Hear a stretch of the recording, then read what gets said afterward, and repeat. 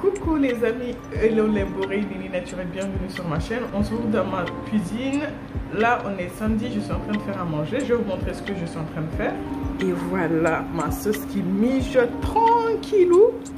Alors c'est de la viande avec des légumes, la pomme de terre, il y a la carotte en dessous. Et puis voilà, on va manger ça avec du riz. Et puis voilà. Alors je vais venir vous parler d'un sujet très important, ne quittez pas. Alors, je vais vous raconter une histoire d'un jeune homme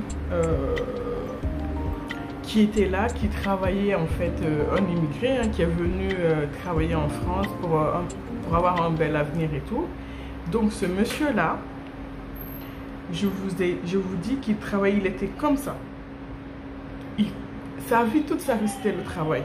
D'accord? Il travaillait, il envoyait de l'argent au pays. Ça s'est passé, c'est en Guinée, hein.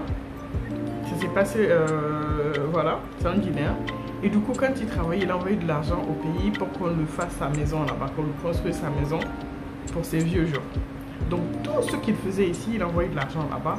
Le mec, limite, il mangeait même pas bien, il était pas bien habillé, rien du tout, pas bien. Mais je vous dis, tout son argent partait au pays pour avoir sa maison là-bas, pour sa retraite, je sais pas, en tout cas, voilà. Et du coup, un beau jour, il décide, on lui envoie, il demande oui, où ça n'est la construction de la maison. On lui envoie la photo d'une maison et on lui dit que sa maison est finie et tout. Et du coup, lui, il fait une surprise en fait à sa famille. Il leur dit pas qu'il va aller en Guinée. Et du coup, il rentre en Guinée, il fait la surprise et tout. Il rentre, tout le monde est content et tout. Et puis, il leur demande, ah, où est ma maison que vous m'avez montré et tout. J'ai pris les vacances, là, je suis venu, voilà. Regardez voir ma maison, comment elle est, parce qu'il était super content.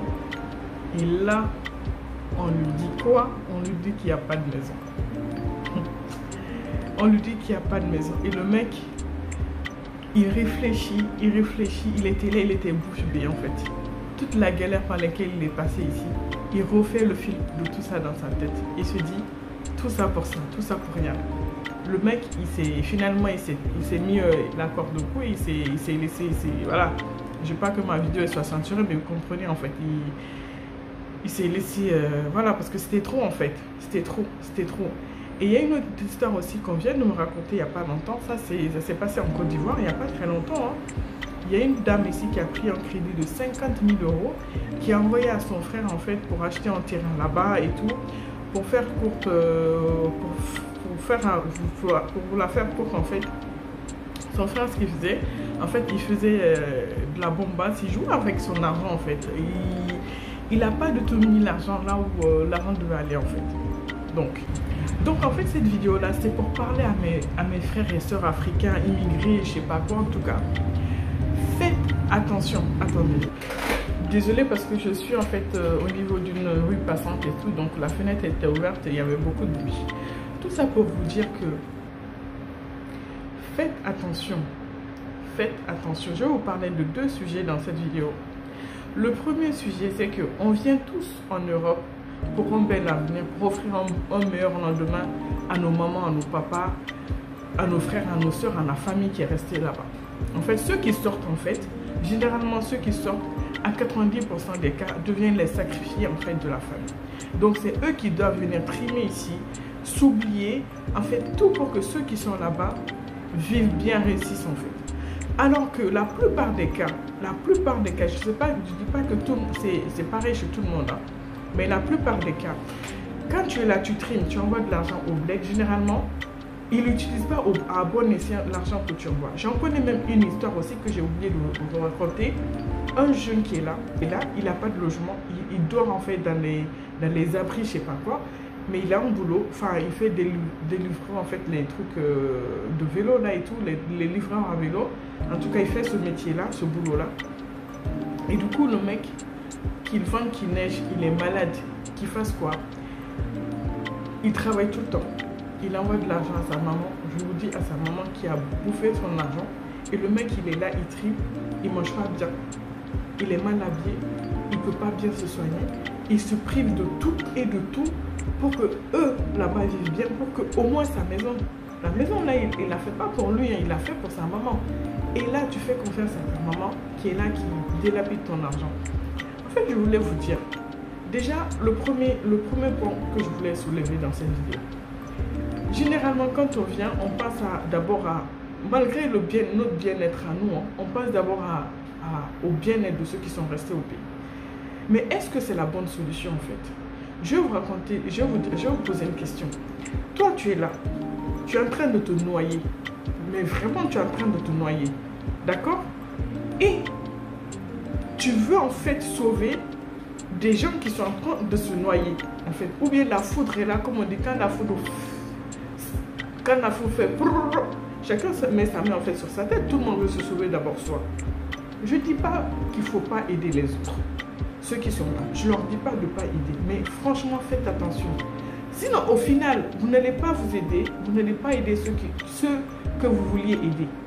Parce que si d'abord vous vous aidez à vous sortir de, par exemple, vous êtes en train de vous noyer, si vous trouvez la solution à vous sortir de cette noyade-là, de vous sauver d'abord, vous, de trouver le moyen de vous sauver d'abord, vous pouvez sauver le reste après. Mais quelle que soit la bonté de votre cœur, quelle que soit la bonté de votre cœur, si vous n'arrivez pas à vous sauver vous n'allez pas vous sauver, vous n'allez pas sauver les autres aussi. Ça veut dire, vous allez perdre sur les deux côtés en fait. Dans les deux côtés, vous serez perdant. Donc moi, ce que je dis dans cette vidéo-là, le premier point, quand tu viens ici, je sais qu'on est venu pour aider nos parents, on est venu pour aider ceux qui sont restés là-bas. Mais est-ce que ça en vaut la peine de se laisser aller soi, de se détruire soi pour eux là-bas? Je pense pas, non. Je pense que quand tu auras atteint le niveau de bien-être que toi déjà, que tu veux avoir déjà pour toi, ou bien le niveau de revenu que toi déjà tu peux avoir pour toi, et ensuite tu peux distribuer le reste que tu pourras envoyer aux autres, oui, tu peux te permettre en fait de faire certains gestes par rapport à eux. Mais du moment où toi tu es là déjà, tu ne te suffis pas, tu es là, tu comptes tes sous à la fin du mois, tu es là, tu trimes matin, midi, soir pour t'en sortir toi d'abord, est-ce que c'est le moment d'aider les autres? Je pense que non. Le premier point, c'est d'abord de s'aider soi. De s'aider soi d'abord en mettant de l'argent pour toi d'abord de côté, en faisant ce qu'il faut d'abord pour toi, pour que plus tard tu puisses aider les autres. Ça, c'est le premier point. Le deuxième point, ne dites pas que si vous ne construisez pas en Afrique là-bas, que vous n'êtes rien du tout. Franchement, je pense que c'est une mauvaise solution. Et qui sait même combien de personnes ont construit en Afrique là-bas, ils ne sont même pas rentrés dans leur maison. Et que c'est d'autres personnes qui viennent habiter, qui vivent à leur place. Ils n'ont même pas eu...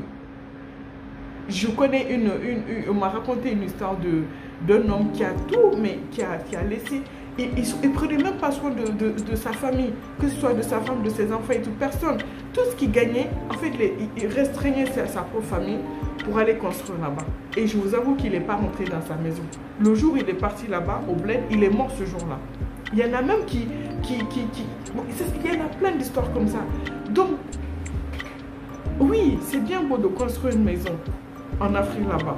Mais est-ce que c'est au détriment du bien-être de ta famille qui est ici? Il y a beaucoup de gens qui délaissent leur famille, leurs femmes, les enfants qui ne sont pas bien habillés, qui ne mangent pas bien, qui délaissent leur famille ici parce qu'eux, ils veulent construire là-bas. Est-ce que c'est ça le bien-être, le bonheur aussi? Parce que le bonheur aussi, ce n'est pas seulement construire une maison là-bas, faire ceci à Paul ou à Jacques et tout. Le bonheur d'abord, ça commence par soi, par ta famille d'abord, les gens qui sont autour de toi, tes enfants. J'en connais beaucoup qui sont franchement, dans ce système-là. Les enfants ne mangent même pas bien. Les enfants sont mal habillés, mal coiffés, mal chaussés. Est-ce que c'est ça aussi la vie? Donc moi, ce que j'aimerais franchement partager avec mes frères et sœurs africains qui viennent ici en Europe là pour un meilleur avenir, pensez d'abord à vous sortir de vos galères d'abord. Oui, il faut aider ceux qui sont restés au bled. Oui, il faut leur apporter du soutien. Mais est-ce que c'est au détriment de votre propre vie, de votre propre bien-être d'abord? Pensez à ça. Et ce n'est pas en leur envoyant les petites miettes que vous, ça vous permet de vous en sortir. Mettez les petites miettes là de côté pour faire de grandes choses et après vous pourrez les aider. Je ne dis pas de ne pas aider ceux qui sont là-bas, mais de faire avec l'intelligence en fait.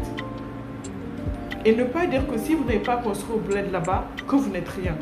Parce que l'argent que vous envoyez là-bas, généralement, l'argent n'est pas utilisé à bon escient. Donc c'est le conseil là que je veux partager en fait. Faites attention à qui vous envoyez de l'argent au bled. Faites attention dans quel sens vous envoyez de l'argent. Dans quel sens vous envoyez pour investir de l'argent. On peut bien investir de l'argent. Ça aussi c'est un autre sujet. Mais pas construire comme ça parce que tu as envie juste de construire. Qui sait si tu vas finir ta vie là-bas en fait. Qui sait tes enfants, si tes enfants sont nés par exemple ici. Ces enfants, malgré le fait qu'on leur inculque en fait nos valeurs qui viennent de l'Afrique, mais à la fin de la journée, comme on dit, ces enfants-là, ils sont nés ici. Ils sont nés ici, ils connaissent ici en fait. Même si vous avez la maison là, ils vont partir, mais ils ne seront jamais chez eux là-bas. Ils ne seront jamais chez eux. Parce qu'ils n'ont pas vécu là-bas, ils ne connaissent pas. Même si nous, on essaie de leur inculquer cette valeur-là, mais ils ne sont pas nés là-bas, ils ne peuvent pas comprendre comme nous, par exemple, qui avons grandi là-bas, comprenons ces genres de choses-là. Donc, il faut faire aussi la part des choses, en fait, un peu. Oui, il faut aider les gens là-bas, ça c'est le premier point, mais ce n'est pas au détriment de vous, de votre bien-être à vous, de votre santé. Et deuxième point, construire pour construire, pourquoi?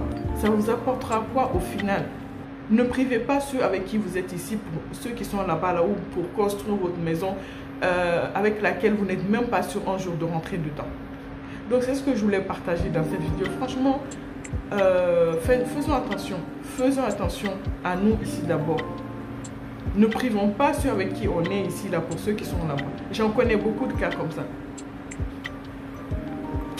Qui ne donnent même pas le prix de la serviette hygiénique à leur femme ici. Je vous assure que c'est vrai pour le bled là-bas.